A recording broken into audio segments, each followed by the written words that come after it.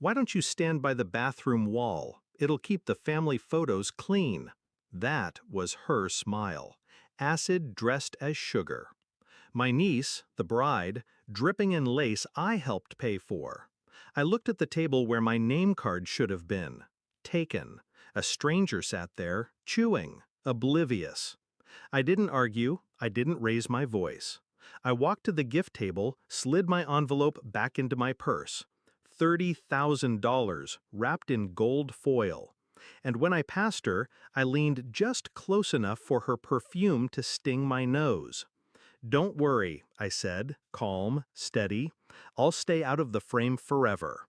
She laughed, too confident to hear the steel in my voice. But 3 days into her honeymoon, when my message landed, her smile finally cracked. 33 missed calls proved it. It didn't start at the wedding. It started years ago, when I raised her like she was my own, paid for her school uniforms, covered the bills when her parents forgot, sat through every recital, every scraped knee, every tantrum.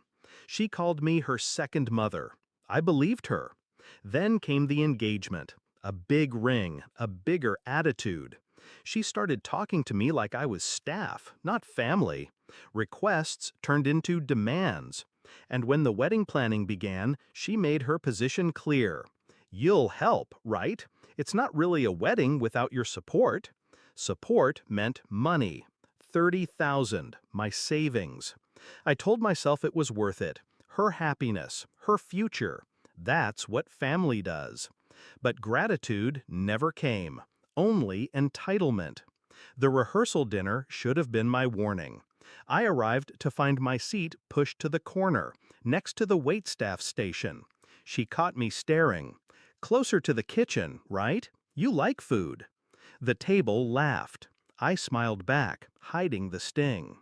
Then came the wedding day. I stood in line for photos, holding my place, waiting. She swept in, veil catching the light, looked at me like I was dirt tracked in on her perfect carpet. "Bathroom wall," she sneered, and I obeyed, for the last time. Humiliation sharpens the mind. I sat through dinner, tasting nothing. Toasts blurred, laughter dulled. But inside, a new clarity formed. They thought I was disposable, useful only for the money, forgettable in the story they'd rewrite for themselves. So I decided to erase myself on my terms. First move, the envelope. Mine again. 30,000, safely back in my account before they even noticed. Second move, documentation. I had every transfer, every receipt, every email where she begged for help. The promises, the lies. I gathered them quietly, building my arsenal. Third move, patience. I waited until they were 3 days into their honeymoon, when the champagne wore off, when the glow of photos faded, when the hotel bills started to bite. That's when I sent the message.